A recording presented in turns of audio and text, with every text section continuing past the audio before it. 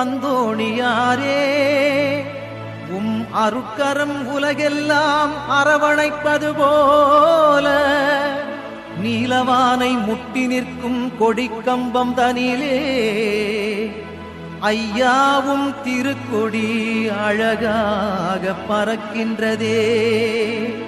எட்டு திக்கும் திரண்டெழும் பக்தர்கள் அனைவரையும் வருக வருகவென்றே அன்போடு அழைக்குதையா. புனிதரின் திருக்கொடியே வாழ்க, நலம் தரும் ஜீவநதியே நீ